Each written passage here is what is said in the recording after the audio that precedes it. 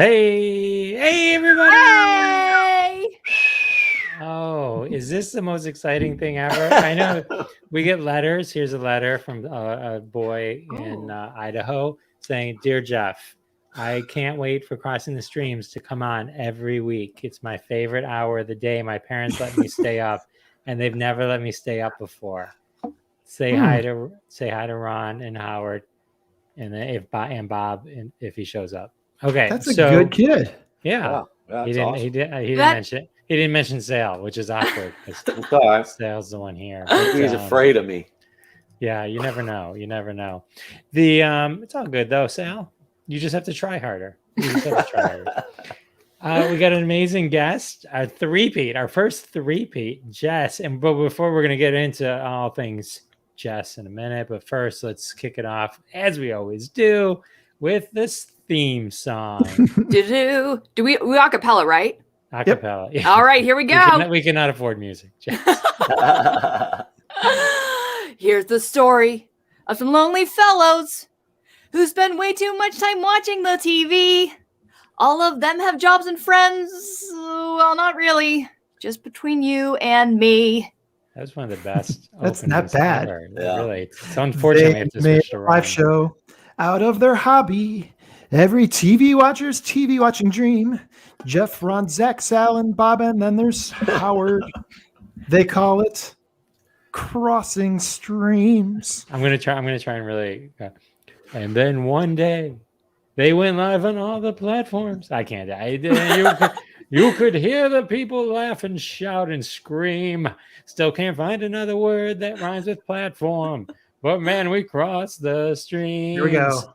We crossed the streams. We crossed the streams. That's the way we do it. Here we cross the streams. I have to say that is about the best ensemble I think that's ever been done. We can have a three-peater, you know. And I love Jeff over there. He's trying to make it sound extra good so he does an accent. Like that's how you sing better over there, Jeff. You are the best one, Jess. Seriously, that's Lee. Lee saying hi to everyone but me. What's going on? Lee? We cross the stream. Hey, Lee. What's up, Lee? Wait, I gotta take this thing off. I love when Lee shows up and chimes in, and so thank you, Lee. How do you spell Lee? L-I. Yeah, good.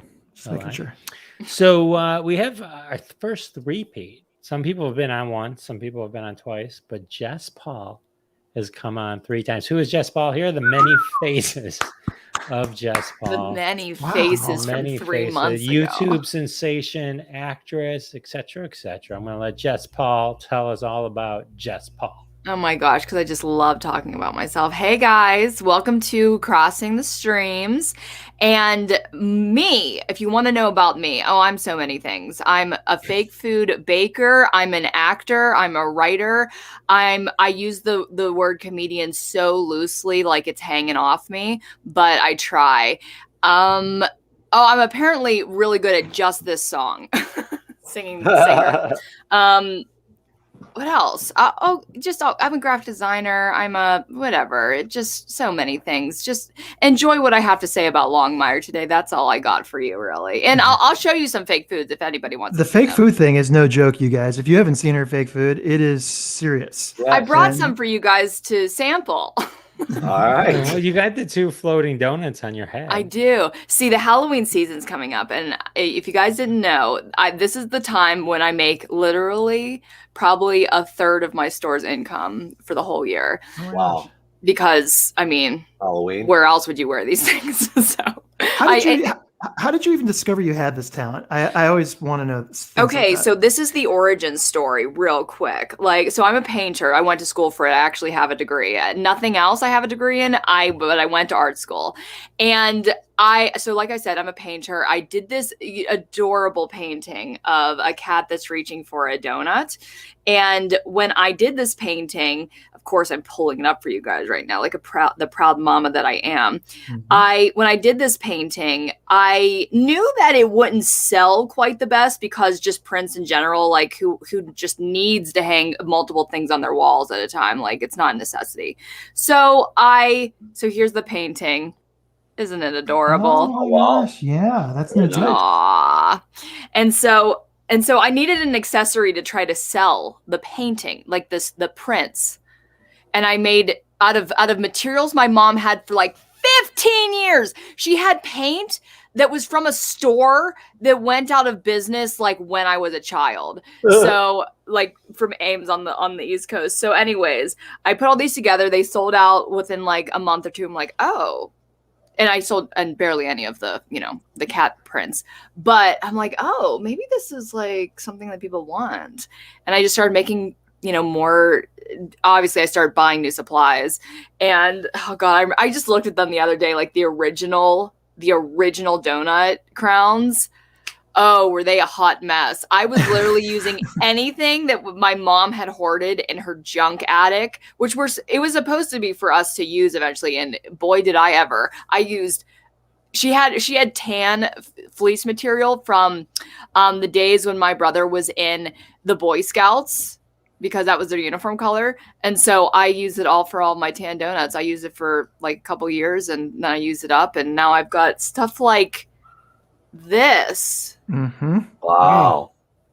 Look Wow. at that guy. Aren't you just And a little transported upside back down. to That the does look 50s? real. That does look as real as you Wow. can get. It's even got like the glaze on it and Yeah, it everything. does. That's no joke. Do you guys want to take Wow. a tour of some of this month's inventory? Do you have Some any of the new stuff? tiramisu there that I could fake eat?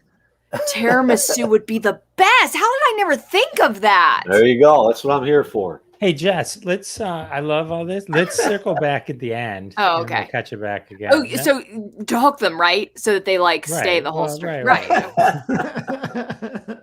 Well, we may need filler at the end. Marketing. Marketing.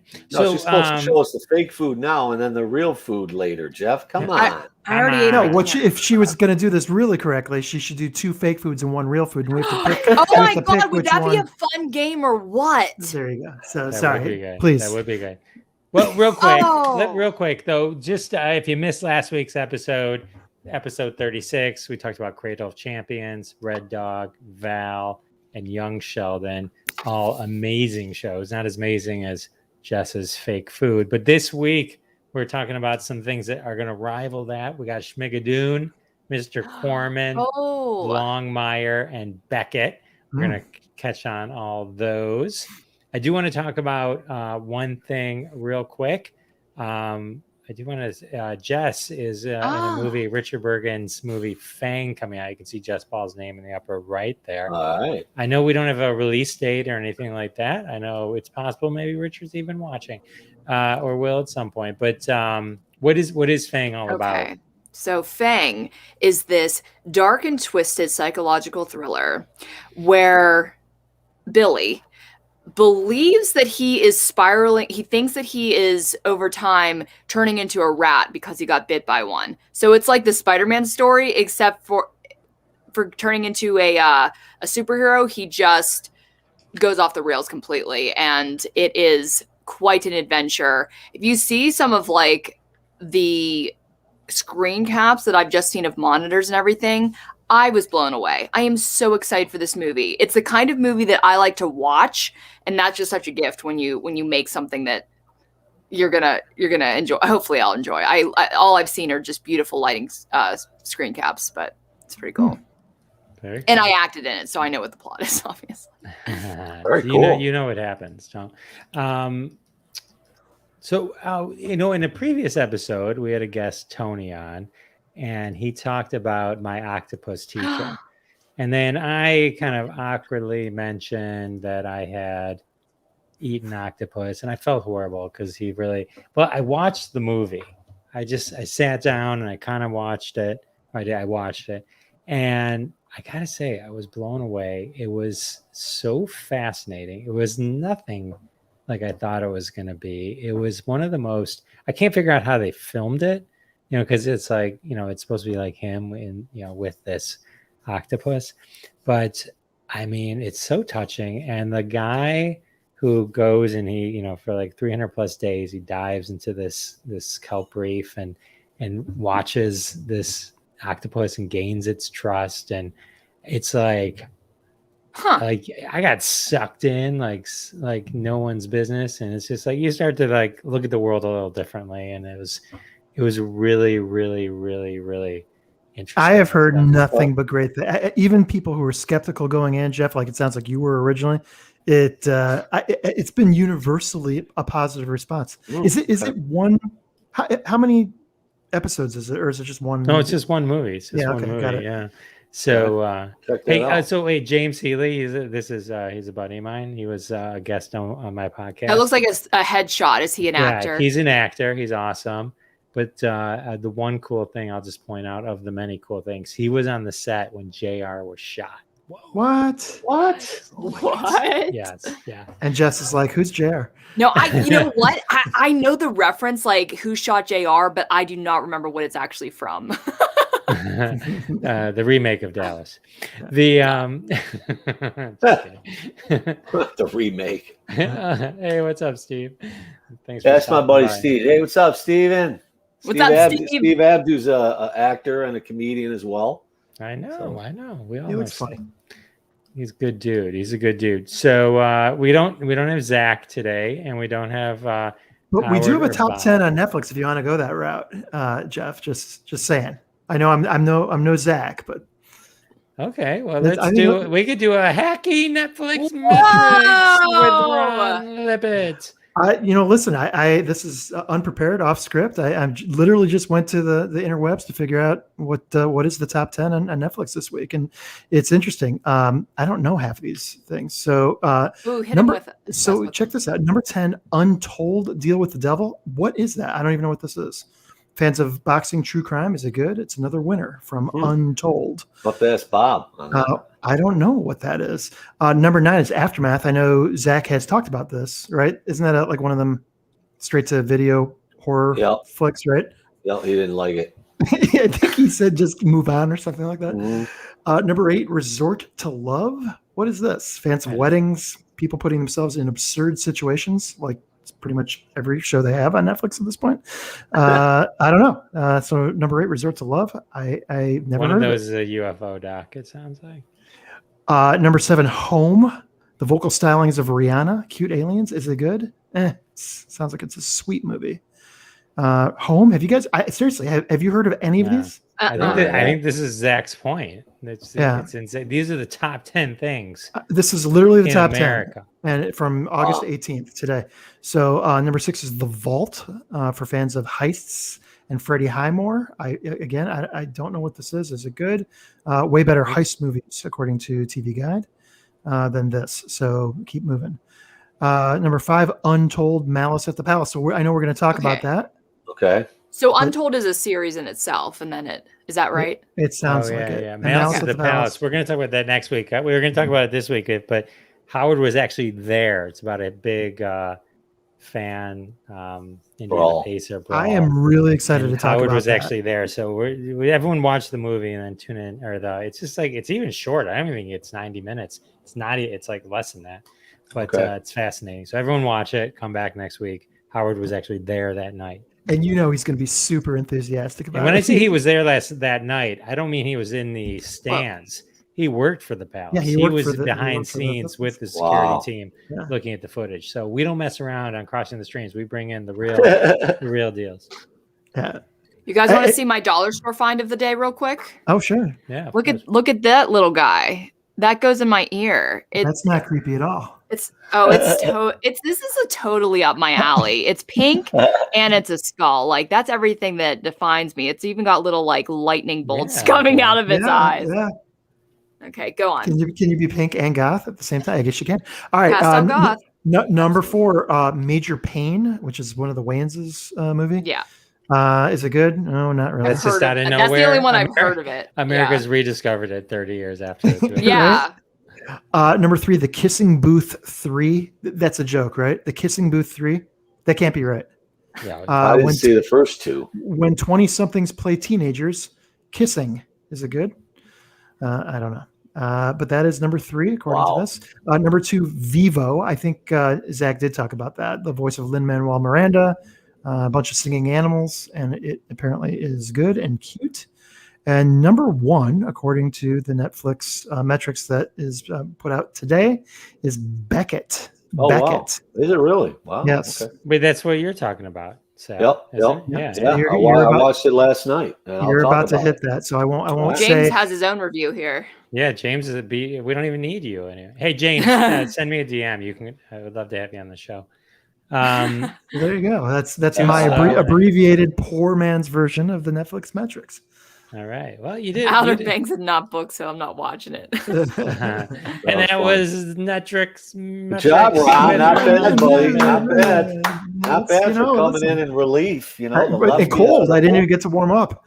Yeah, you didn't even throw Well, any you know what? pitches Since we're chatting about Beckett, sir, let's. Ooh, we're gonna start with it. Let's Nice. start. Let's move All right to right. Beckett. This is number 1 in the top 10 in the United States on Netflix. Sal, Okay. take it away, buddy. All right. Well, let me, since we have a lot of time here, let me tell you how I got to watch this. And I don't know if you guys get this, but I have never received an email from Netflix ever. I've had Netflix for, I don't know, 4 or 5 years. I've never gotten an email from them. I don't know if you guys get those, but I don't think so. I mean, don't really? remember. just like like on ads what to or- Spam. watch. Yeah, No, spam it's like stuff? suggestions on what to watch and stuff. And it's They'll a just shoot full me- blown email in your inbox. Yeah, and then I'll obviously I'll open it up and it'll say, "Watch Beckett. This is a movie, for you or whatever." But I've never gotten it on email. I get texts. I get texts from Netflix. Do you really? Wow. Yeah, they're okay. like, Wow, "Hey, you should turn watch those this." off. All right. So anyway, I wanted to say that. I wanted to ask you guys if you guys got emails. No, I Hang got, on, I hang get on. a My bill. phone's ringing. Hang on a second.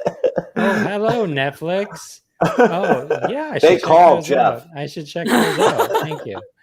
They have a guy in the office that calls Jeff and tells him what to watch because of this show. So anyway, that's why I picked this movie. It was like I got an email and I'm like, all right, looked at it. I watched the trailer.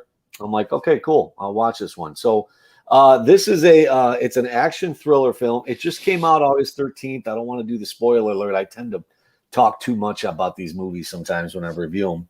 It is directed by Ferdinando Cito Filamarino.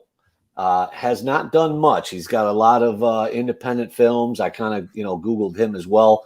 Kind of a lot of international films and stuff like that. But this was a big break for him as he got to do a film that was picked up by Netflix. It was in a festival. And anyway, it stars John David Washington, which I didn't know till after the movie that's Denzel Washington's son. He is the star of it, and his girlfriend is played by Alicia Vikander. I hope I say that right. Anyway, it's basically what the plot of the movie is this couple they're vacationing in Greece, and they get in a car accident, and they hit this, like, they go down this embankment and they hit this house that's just in the middle of the woods, really. And in the house, as he's kind of coming to in the car, he sees like a little kid and a girl, and that's it. And they just run off, and then there's nobody else in the house. And anyway, that little kid and the girl comes in later. I don't want to spoil it. And this is funny too. I just pick up little things from movies sometimes. But the scene that they're driving down the road, they're vacationing in Greece. But there's like a lot of protests going on in where they're staying at their hotel, and they didn't want to deal with all the noise and everything and the protesters in the street. So they went like out in the outer banks of Greece to like kind of just hang out for a couple of days. That's why they get in kind of some trouble. So they're driving back to their hotel in the middle of the night. He takes sleeping pills, and she goes, "Oh, well, why don't you drive? And I'll take a nap. I'll go to sleep." I'm like, shouldn't it? First of all, if they wanted to do that scene with them crashing, obviously they had to do it. Why make him on sleeping pills? I didn't understand that part. Anyway, so that the crash happens, and now it's basically he gets mixed up in with the bad people because of that house that he ran into. And I don't want to spoil it, but there's just he's on the run. Basically, he is on the run. His girlfriend just doesn't make it in that crash, and then he is just on the run in the whole movie. And basically, I think I saw our buddy there that was on. He said it's a little slow. It is. It's a little slow. It kind of keeps going. He's always getting in and out of the chase scene. You've seen those in a lot of movie. He's on a train, and then the guy's on the train chasing him, and they go into the different cars. You've seen those in different movies. There's that. There's a scene through the woods and through canyons, and he jumps off a cliff to get away from these guys. I mean, that part is very, very good. I will give this up for John David Washington. Most of the movie's him. I'll be honest with you. I mean, there's a lot of solo scenes with him, so he kind of carries the movie. And he's not that big of a star or anything, but I think he held his own. I mean, I'm not a professional actor, and I don't review acting as a profession. But from what I saw, I think he's a pretty good actor, and he did a nice job. I liked it. I thought it was a little long and stuff. And this is kind of funny too. Another scene. Yeah, there he is. Right, James. That's what I wanted. James was the lead in Black Klansman. Okay, yeah, that's right. Yeah, you're right, James. And but I thought he was a pretty good actor, and especially for a lot of solo scenes, a lot of scenes where he's banged up. He gets kind of hit and shot and stabbed, and I mean the guy doesn't die, which is great. And then this was kind of cool. Like, okay, so his profession, he's a like a computer programmer from Ohio. I mean, he just went to Greece for a vacation. Well, there's a scene, and I know he gets kind of crazy in this, but there's a scene where, those parking garages that have the ramps that go up, like they just spiral up, and then obviously you park. Well, there's a scene where he is like 23 rows up, and then the car is going down the thing. He jumps 20 stories and times it and lands on top of the car as it's going. I'm like, wow, this guy, for a computer programmer, this guy is one hell of an athlete. So I thought that was kind of, non-believable, but okay. But overall, I thought it was a good movie. I really enjoyed it. Sounds like it held your attention. It held my attention. It really did, Ron. And it went by really fast, and I enjoyed it. Towards the middle, it got a little long. Like there were some scenes where I'm like, they could have cut that scene a little bit down. But overall, I thought it was a very good movie. I give it 4 tomato sauce jars, Jeff. And I think if you're out there watching this, and I think you should, you should Netflix it and watch it, because I thought it was worth it, man. I really do. TV Guide made a joke about the review of it. They said, it's about a guy who's on the run. Who's literally on the run most of the movie. that he's literally running most of the movie. Running, yeah, sweating and always. So that's what I'm saying. That's why I thought he did a good job acting in it, because he doesn't really have many scenes where he's just normally scripting and talking in a script. He's always banged up, shot, stabbed. He's got to show those emotions. Hi, James. And nobody watch Outer Banks because. James, nice to meet you, buddy. Thanks for the input on Beckett.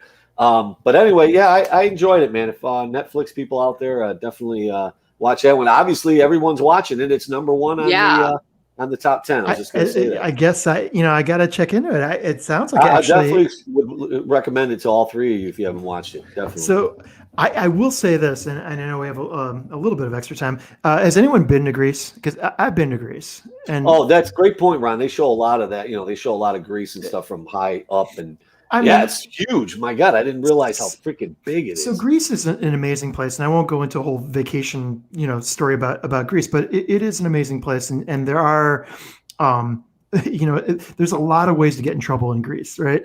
But I will say this. Right next door to Greece is Turkey, and a lot of people who go to Greece go to Turkey. They go to the islands because they share the same set of islands, and Ephesus and a number of places. And what's really striking is, like, you feel the rule of law in Greece, and then you go like 1 foot over the line into Turkey, and it's like you'd be running for Canada? the American. You'd be Or, running for the Windsor? American embassy too if you got in trouble in Turkey. Okay. So it's funny that I've heard that before yeah. from somebody else who ventured there. And I remember after the review of their vacation, I'm like, well, I guess I never want to go there now. Yeah, it's just fun. It's just funny. So I'll have to check that out just because of the whole Greece. Oh, aspect of it. absolutely. You'll see a lot of that. And just real quick about Turkey, I dated a girl that was a teacher in Turkey. She went to Turkey to teach. She had red hair. She told me a story how her first couple days there, she was walking down the street. All these guys were like Googling her and just all over her and coming Do you mean up to her. catcalling? Yeah, They weren't getting on their computer. I'm imagining them like Googling her. Yeah, well, googly-eyed, whatever. That's a 80s Ogling term, her. They were ogling. ogling her. Ogling That's Jess. Thank you. And You're welcome. so anyway, she tells me that she freaked out and she was like, "What the hell is going on?" Well, I guess in Turkey, if you have red hair, you are signaling that you are a prostitute. Whoa. She has naturally red hair. So anyway, just a quick story about Turkey. I don't know if pretty that's true now, interesting. but that's the way it was when she Interesting was little there. tidbit. I won't go to. She had to Turkey. color her hair. She went to the store and got dye and colored her hair. And Wow. so she was pretty redhead too. Huh. That's pretty Okay. cool. Aw, damn. I know that to get that really nice natural redhead like color, it's just so tough to make it look natural. Yeah. I used to have red in my beard. Yeah. Is that So true? That's why I never went to Greece. I didn't want to. Yeah, I don't want anybody to think I that. don't I think know, how the especially in your beard, Jeff. What? I'd love to go to Greece and just be able to order a salad. That's great.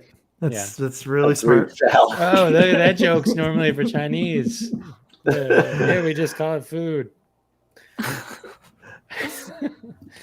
Okay, good stuff. All right, so let's. Thank you for that, Sal. Sal, That's that good. was- I'm definitely gonna go check it out, Sally. I'll That definitely sounds check it a out. good Not a ride. bad movie.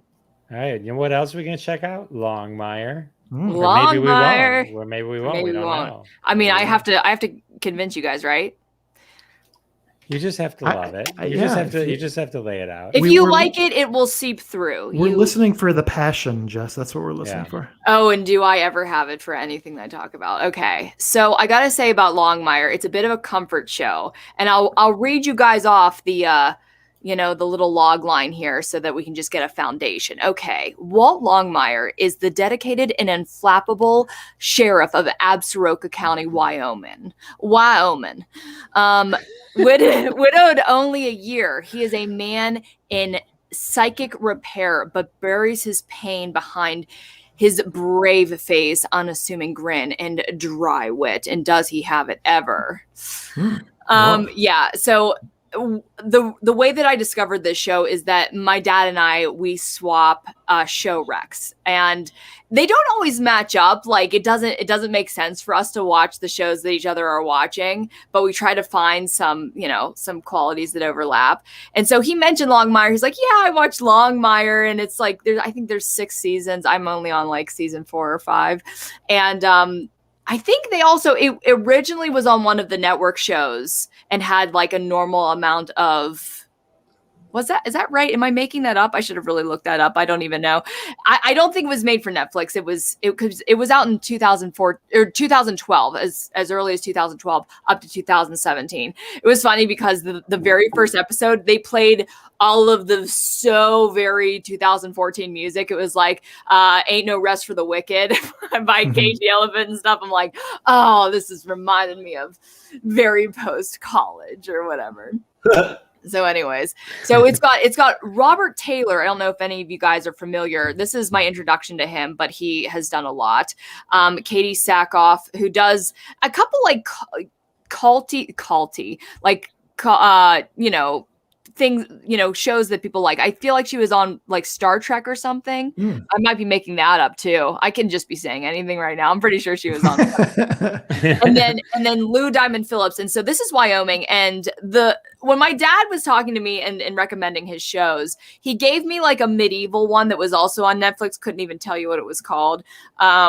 And then he said, yeah, and I'm watching Longmire, but I don't know if you like that. It's like this sheriff out in Wyoming, and he solves mysteries, kind of like, because Wyoming is kind of like not 10 years into the past, but they're just more simple there. So, everybody knows everybody. And it also shares a lot of territory with Native Americans, like modern,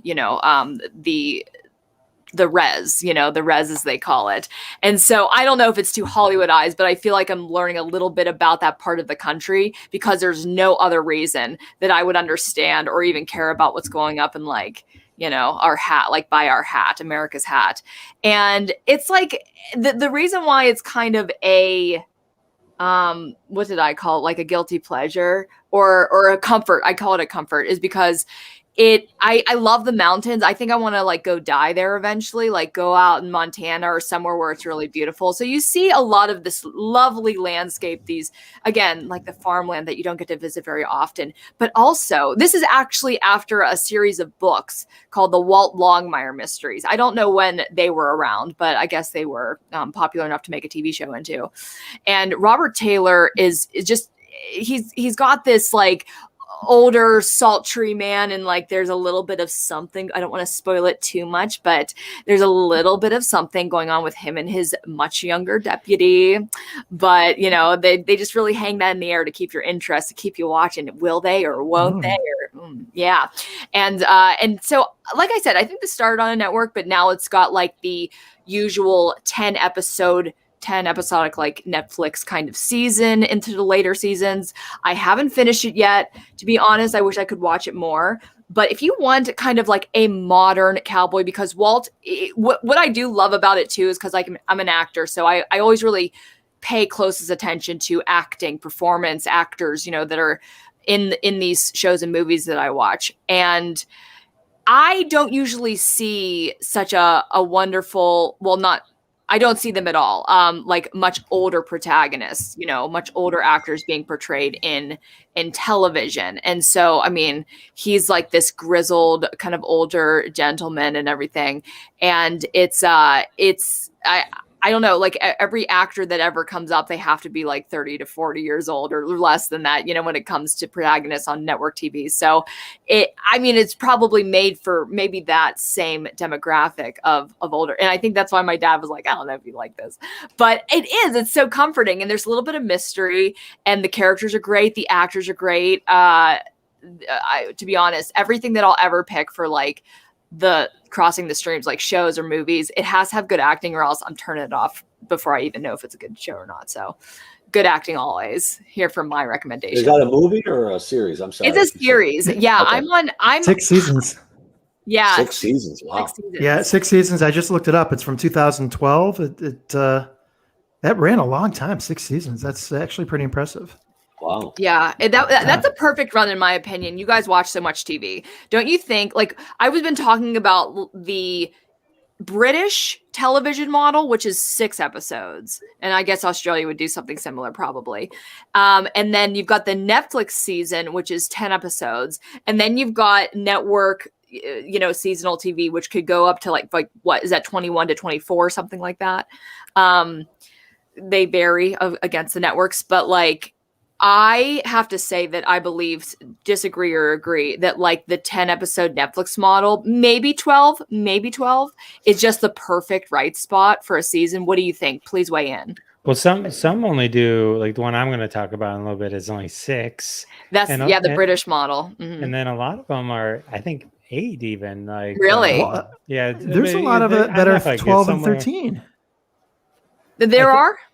Well, I think the important thing is, I think this maybe what your point is, or where I think the smaller seasons is whether it be 8 or 12 or 9 or 10, it's all storytelling. In the 24 episode like seasons, which we're used to just from growing up in America, it's 80% of that's filler. It totally is. And that's likely exactly right. It's so they can get to reruns, the 100 episode threshold that they can get to that faster, right? If they are knocking out 25 to 30 a year, they can get there within 4 years.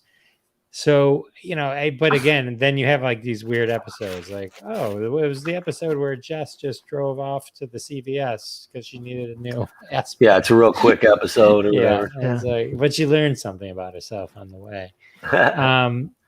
So yeah, I like the shorter ones, but I tell you, it doesn't make it necessarily better. I think all the American Horror Stories which are very short and they don't continue, and it's an anthology, right? So it's not into the next thing. I always feel like the first 3-4 episodes killer, and then everyone goes off the rails, in my opinion, like you wouldn't believe. Did you guys ever talk about American Horror Story as an episode, like as a pick on this show? No. No, I mean, you could pick a season. I think before. You're right. I mean, nothing's ever done, at least that I can think of, anything like American Horror Story has done. It's really novel, and I watched the first 3 seasons, and just like everything else. Steve. Oh, sorry. Hi, Steve. No, that's fine. Going to bed. He's heading to bed. Hey, Jess, have you? Just curious. Have you seen the show Godless? No. Never even heard of it. I don't think. Because I believe it's Netflix, but that's also it's a Western 7-season show that it kind of feels very similar to Longmire, like the way you're describing it. Sure. But that is actually it's been super highly rated by a bunch of like Washington Post and Vanity Fair and all these other. Actually, when you first started talking about Longmire, I actually thought you were talking about Godless. I had to go look it up. But so you might want to check that out. Is that set in Old Western? Yeah, it's 1880s. Oh, okay. It's with Jeff Daniels and it's set in the days of yore. The days of yore. I want to see Justified with Timothy Oliphant. That's a Western I want to see. And you know what, guys? I went to watch Mayor of Easttown. Is that right? I just got a rec about that as well. I had to pay. They wanted me to pay for it on Amazon. I'm not paying for this. Is that paying for television? A new model? Did they just start doing that? Where you have to pay for things that are beyond your Prime subscription? Wow! But when did it become past my Prime subscription? I don't know. I never heard like any kind of an announcement about it. So it's malarkey. I mean, there are two different ways to buy on Amazon. That's not what we're talking about, though, right? Like you can buy a series. Like I've done that a couple times before. It's not in Prime. It's like separate. No, but it's a new show. I assumed it was like streaming, right? Yeah. So I was miffed. Is that Kate Winslet in there, right? I think so. Yeah. You had to pay for her, I was told that she does a Pittsburgh accent. I'm not sure about that because some people would say Pennsylvania accent, and that is not the same thing. Go ahead. So I'll just say this, Jess, and I have not seen Longmire, and I am interested in that. I do like Westerns, but I will just say this. I love shows where understated characters that are usually wounded or wounded emotionally are people that you feel sorry for or that you're rooting for because they're weaker. And then the evolution of the character through the show or the movie, you come to realize they are super freaking powerful. And the audience just hasn't realized it yet. I agree. Well, and that's the journey that we all want to take. Like, I believe that everything you watch is some kind of catharsis. Hi, Fred. What's up, Fred? And the only reason I bring that up is because I always compare every Western script to Clint Eastwood's Unforgiven. Okay. Right. Yeah. And that's exactly that story. It's another drunk, wounded guy who, had a terrible past. But then it's not till the very end of the story. It's why that screenplay won every award. And Unforgiven. So he had that. He had that screenplay for like 10 years. I think I did hear that once, but it's just such a powerful moment to see the evolution.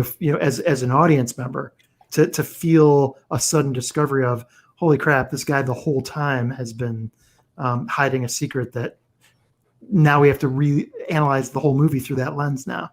And that's a great thing to have. So, and like I said, when Fred left, like I think a lot of the main purpose of watching these things, a story like that can feel so empowering. It's like catharsis and how we want to feel that journey with them. And when we watch it happen, we kind of learn a little bit and we explore a little bit that's why I think people love horror movies. Like they put themselves in danger, but in a safe way, in a safe space where they know they're not actually going to get eaten by watching this horror movie, but they get to experience that feeling a little bit to be on the other side of it. Maybe I think that's why women like watching true crime so much. Is like trying out your hand just a little bit, like dipping your toes into the waters of Something what that dangerous. different world might look like. Yeah. Yeah, Something a little bit outside your comfort zone. No, women watching true crime. I just paid my life insurance today. Hopefully. All right, so here's the next show we're going to talk about is Schmigadoon, I can't wait to hear about this one because I've been curious. which is a little difficult to pronounce. But the so here's the thing. I remember hearing about this show, and then my wife and I we're into we're trying to be as into Apple TV as Ron is, because you want to get more value out of your streaming services besides just Ted Lasso, which continues to be amazing. So Schmigadoon is the story of a couple, Cecily Strong from Saturday Night Live and Keegan-Michael Key from Key and Peele, Key and Mad Peele. TV. Mad TV. Everyone knows him. And so they're a couple and they're together for many, many years. And it's a 6-episode series. And so they're in the very beginning, they're together, but then they hit rocky part of their 6-episode relationship. series? Yes. Oh, wow. And so they go on this retreat together. Yes, right. And to find, to rediscover their love and try and find a way to reconnect with each other. So while they're doing this, they end up in Schmigadoon. So Schmigadoon, it's sort of a fantasy musical. So they cross this bridge and they go into this place called Schmigadoon. And so now they're in a kind of a new world. It's like a 40s musical, like literally. And so they can't leave. And Martin Short, who's credited for 6 episodes, yet to my recollection was only in 1 episode for 2 minutes, playing the leprechaun, explaining they need to each find, true love before they can cross the bridge and go back to their lives in New York. So the rest of that episode and then the remaining episodes is them trying to find true love. Do they have to find love with each other, or can they find it with someone else to cross I the was going to ask bridge? the same question. Well, it's a fair question, and in their journey, they explore both those options. Interesting. Allow me to say. So, California. It's interesting in that they're literally in a musical. So it's a 1940 musical. So if you can picture a musical, they break into music. They start singing, Right? And it's funny because it's like Cecily Strong and Keegan. I love them both so much. Sort of just like they don't, what's happening, and Cecily kind of accepts it faster than Keegan does, and it was like, wait, when I start singing, I know the words, and everyone knows how to sing with me. You know what I mean? It was all in tune. Interesting. And so there's. The incredible thing about it is the amount of songs in it. It's probably like 6 episodes versus 8, 10, or 12 that we were talking about, because the sheer amount of songs and choreography that they would have to make is insane. Kristen Chenoweth is in it, and she's amazing. If you know who she is, she was in Pushing Daisies, and she's been I think she was one of the original witches in Wicked. Thank you. She's been in many things, but amazing voice. She's wonderful. She plays kind of a treat. What a very treasure. proper and rule of God woman who rules the town. Is that who she plays? Is the That's moral adorable. center of the town. The interesting thing about it is they said the outfit they made her, she purposely asked them to make it uncomfortable so that she could stay in character and be uncomfortable in that character. And so Martin Short's in it for 5 seconds. It's always nice to see him. But Alan Cumming is in it. He plays the mayor. there's just something about Alan Cumming that I don't think there's anything he can Who do. is Alan Cumming? I don't know who that is. I'm about to look him up. Alan Cumming is. I know who he is. I think you know Alan Cumming. He was actually the most. Oh yeah, he was guy. In I don't know what he X-Men. does. In X-Men, he was the guy who is blue and can go. But that's like his most commercial thing that he's done. He does a lot of Broadway. He's a singer. Yes, that's I think what I know him more from. I don't. It's if you know. If you look him up, you would know him in a heartbeat. It's hard for me to look at his IMDb because I don't think you would know him from that, but you would know him from his face and all that kind of stuff. He's one of the most recognizable people. And Fred Armisen's in this. Oh, of course. Fred Armisen's in it. It was interesting, like as I kind of the one woman who I thought stole the show, her name was Ariana DeBose. She plays Emma Tate, and she has a lot of scenes with Keegan-Michael Key while they're both trying to figure out their way. And her musical number is actually one of the best ones. I guess I looked her up after, and she was in Hamilton at least. And so maybe not one of the main ones, but she was great.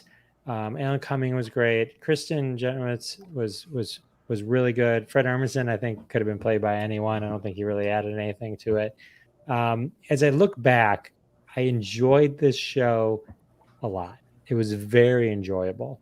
But it was also, I kind of got the feeling, and I hope this doesn't I didn't think Cicely Strong.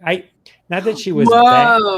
I love her. Love her. But, I have no idea how she sings or dances. No, she sings wonderful. She sings a lot on SNL too, right? But I felt like her acting. I thought Keegan-Michael Key was pretty good in the role. But I just felt like if it was different if it was a better actress. Whoa, okay. You know what I mean? Well, the thing is, she was so good at her characters on SNL, but that doesn't translate necessarily to a straight character, like a straight character. I'm not saying she did a very good job. I'm not saying it was like bad or anything, but I was just saying if I was looking back on it, I would be like, oh, maybe if that character, if it was a stronger actress, it could have been just but I gotta say this could be easily converted to a Broadway play and all that kind of stuff. It was, it's just the right amount of time, about 3.5 hours total running time across the 6 episodes. But Cecily was charming. I love her. I could watch her all day. But it was just as I look back, I'm like, I wonder if blah, blah, blah.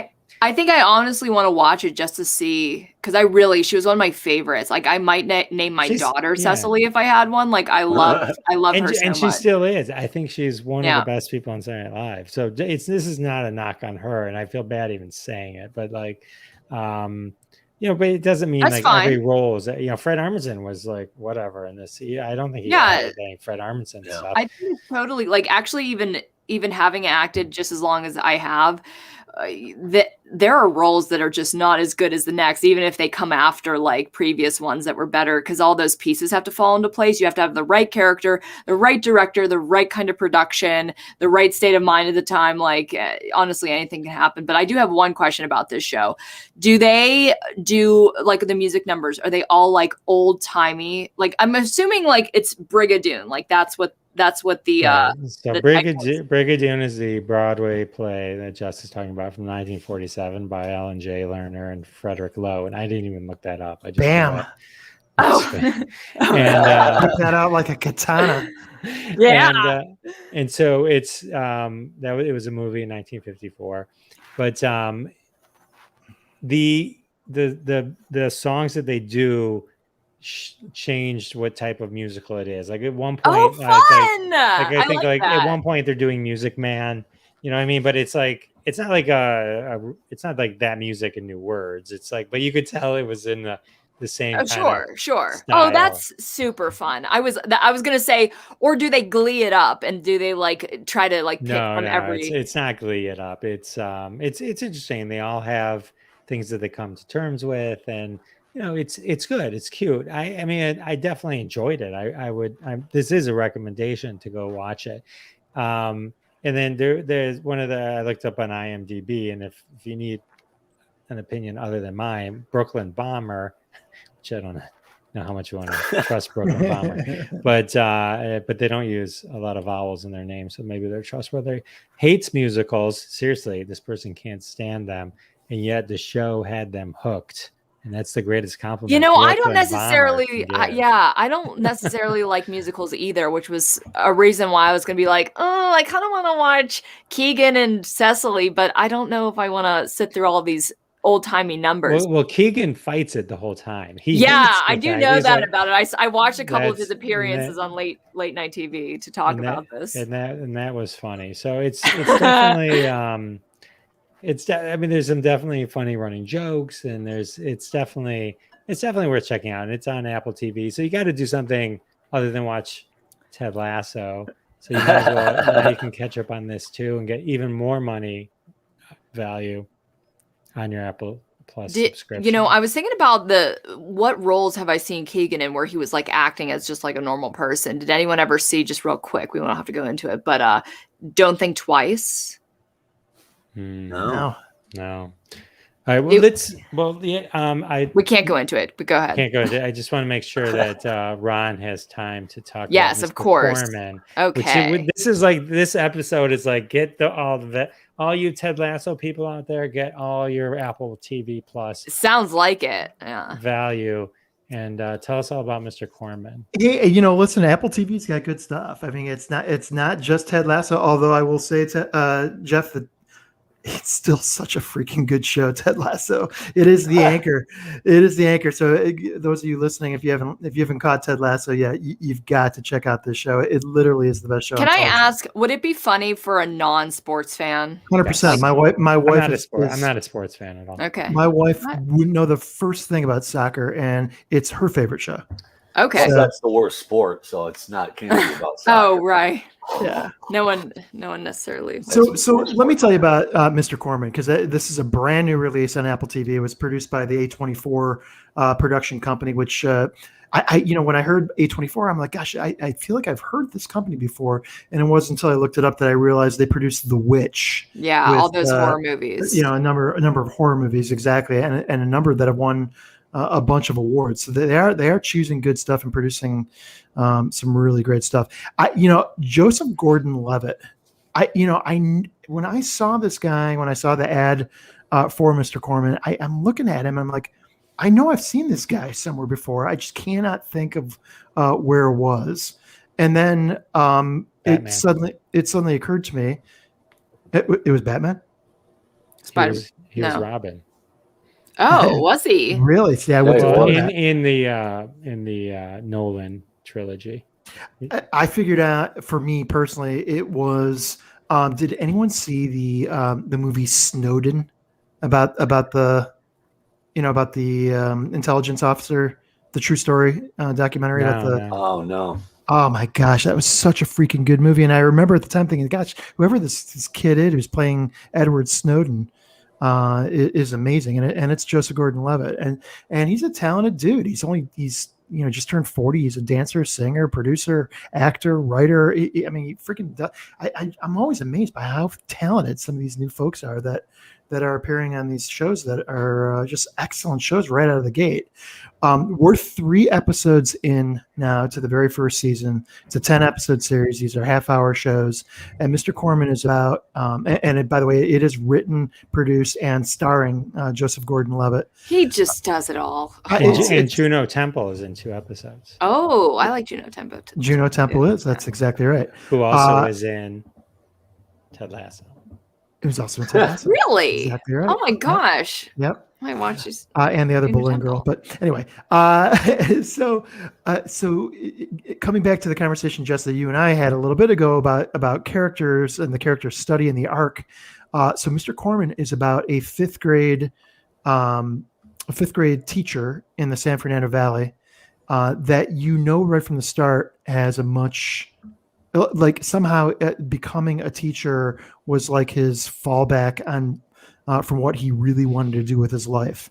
And we're only 3 episodes in, so I reserve the right to come back to this, Jeff, when we're at the end of the season, because I have a sense for where this is going. But the bottom line is there's no doubt that they have more than hinted of his love for music and producing music and writing it and perhaps even being a singer and band member. So something is coming from this story, but it is a very dark story. It's a dark story about a guy who is seemingly given up on all of his dreams, given up on life, has a terrible relationship with his mother, doesn't have any meaningful, close relationships with girls, and just is kind of a loser that is really suffering the effects of just kind of giving up on everything. And there's humor in it, but it's all kind of, you see these shows that it's really dark humor. And so there's funny moments, but it's all kind of wrapped around this dark story. But then just this last episode, the third episode, it became a musical, like out of the clear blue sky. Like they started, him and his mother, who hate each other, are starting to like sing a really compelling song, just like with all this. In episode 3? Episode 3. With all this crazy production and just this amazing song, and then it kind of fizzles back into the real world, and they're back in the story, and they keep moving on as if nothing ever happened. But it's so courageous and it's so brilliant to produce a show like this. It just doesn't follow any normal rules, and I have to tell you, I am completely buying into this show. Like it has really got me, and I am super excited to see where this character goes. I'm super excited to see the talent of Joseph Gordon-Levitt, and I think that this is going to be a huge winner for Apple TV again. I guess I gotta get Apple TV now. Yeah, me too. Well, Ron, as the show kind of progresses, as we kind of take on some of these other ones, you'll come back. We're unfortunately out of time, but I know we are. I was looking at the clock. Isn't that crazy? Look at that. Jess, say good night to everyone. Oh, wow, already? Good night. I know, right? Hey, Ron, say good night to everyone. Good night, everybody. See you next week. Sal, say good night to Good night, everybody. Thanks for tuning in. Yeah, thanks everyone for tuning in. Don't forget, check out our podcast, Live from Detroit, The Jeff Dwoskin Show, The Sal and Bob Show, Some Nobodies, on Apple, Spotify, iHeart, everywhere. You can find those things. We're everywhere. Thanks for coming back. Thanks for coming by, and thanks for coming by every week. Jess, you rock. We love having you. And definitely check out Jess's fake food. Yeah, I guess you'll have to see it for yourself. Yeah. At JessPaulArt.etsy.com. Yep. And if you miss it, just rewind, and we put it on the screen earlier. Thanks, everybody, and we'll see you next Wednesday. Good night. And that has been another episode of Crossing the Streams. Join us every Wednesday at 9:30 p.m. Eastern Time, live on Facebook and YouTube. Follow The Jeff Dwoskin Show on YouTube to be alerted every time we go live with your hosts, Jeff Dwoskin, Ron Lippett, Howard Rosner, Bob Phillips, Sal D'Amelio, Zach Wiseman. We're all in the socials. Follow us. Listen to our podcasts, Live from Detroit, The Jeff Dwoskin Show, The Sal and Bob Show, and Some Nobodies. Check them all out, and we'll see you next week and every week when we cross more streams right here. See you then.